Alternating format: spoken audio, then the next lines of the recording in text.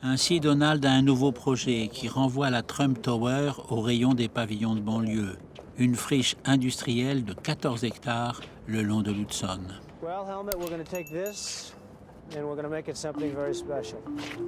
Il médite d'y construire une ville entière, mais il faudra évidemment passer par Ed Koch pour un autre abattement fiscal et une multitude de permis de construire. This is going to be the great. Once you get, there's nothing to compete with it. Literally, there's nothing to compete with it. And that's not a big span. When you look at that right away. Or, le maire a confié l'étude de ces plaisantes formalités à son bras droit, Ruth Messenger, qui attend Donald dans son bureau comme la gorgone sur son rocher. Accorder un abattement fiscal pour construire des logements à faible loyer dans le Bronx était évident. Ça prendrait du temps et ça ne serait pas rentable tout de suite, mais on avait besoin de ce type de logement. En revanche, octroyer un abattement fiscal pour la construction d'un immeuble de bureau ou d'un hôtel m'a toujours semblé stupide. Je me souviens qu'il essayait de se montrer charmant. Je n'appréciais pas son numéro de charme. Maybe I should explain you what we actually changed since last time. That's correct.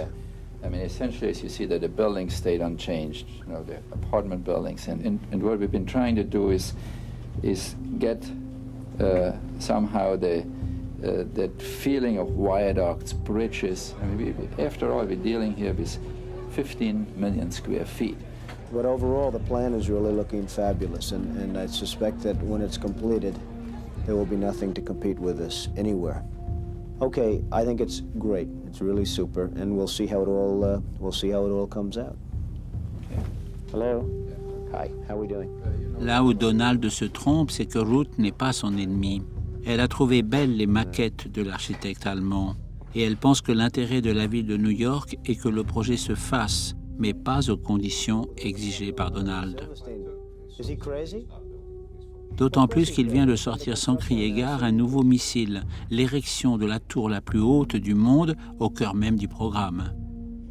Et c'est reparti pour les hyperboles créatives et les récriminations qui laissent Ruth de marbre. Il disait toujours « Vous avez tellement de chance que je construise le plus haut gratte-ciel du monde ici. » Sauf que personne ne voulait de ce bâtiment, peu importe d'ailleurs nos opinions politiques ou notre position face à la nouveauté. Et ça le rendait furieux car il n'aime pas que les gens soient en désaccord avec lui. Son ton, son attitude disaient « Comment une femme peut-elle être un adversaire digne de ce nom ?» Une solution serait de faire directement ami-ami avec Koch lui-même.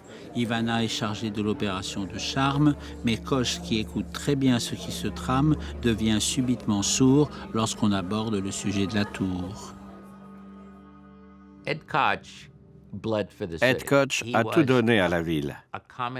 C'était un homme ordinaire, pauvre, un homme du peuple qui a gravi les échelons jusqu'à diriger la plus belle ville du monde. C'était un bon gestionnaire. Il disait la vérité aux gens et sortait dans les rues où chacun pouvait le voir et l'approcher. Il était vraiment charismatique. Pour Donald, s'attaquer à Koch n'était pas rien. Car Koch était l'homme le plus important de la ville. En le défiant, c'était comme s'attaquer à Goliath.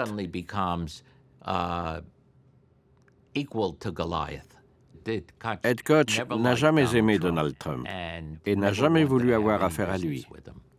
Le maire disait que Donald Trump était cupide et qu'il tentait toujours d'utiliser l'argent du contribuable pour construire ses immeubles. Le maire sent que l'opinion lui est favorable, il ne cédera pas, sa réélection est en jeu. Et tant pis si cela déclenche la guerre des insultes. Au fond, il croit comme Donald à la vertu des conflits. Ed Koch is a man of little talent and little ability, and he's really done a very bad job in New York, and he's got problems with me because I'm the only one that goes around and says it. Everyone else knows it, but they don't go openly and say it. I have no further comment to make on Donald Trump. And that's the end of it. What else? I almost feel sorry for the guy. He's got problems. First volley coming from Donald Trump.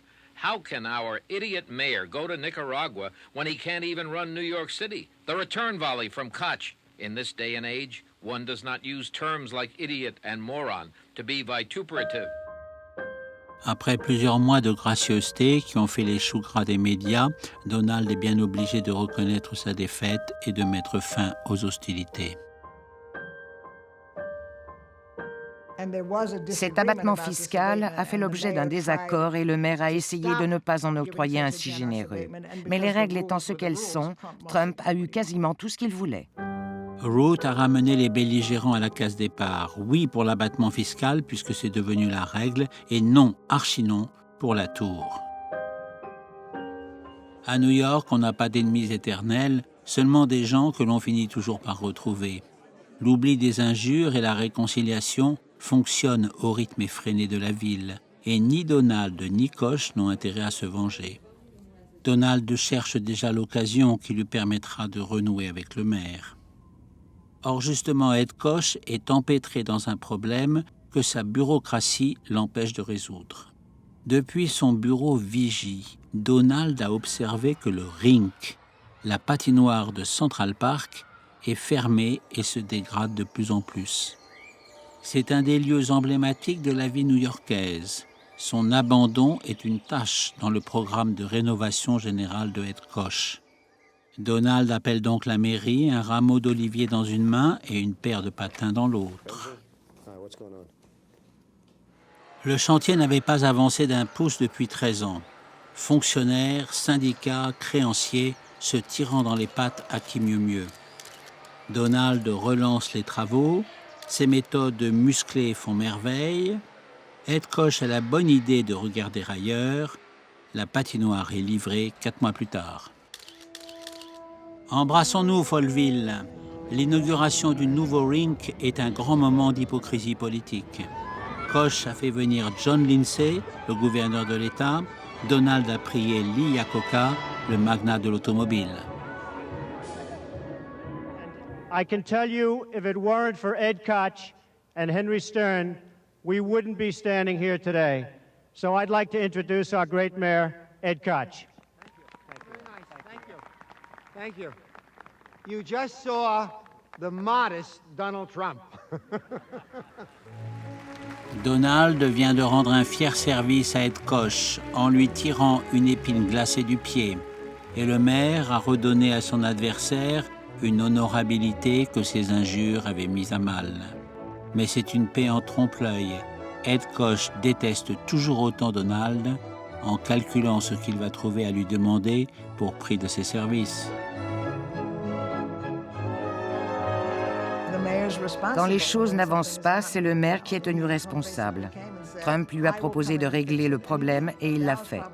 C'est l'une des choses les plus intelligentes et les plus efficaces qu'il ait faites, et c'est ce qui a rendu Koch furieux.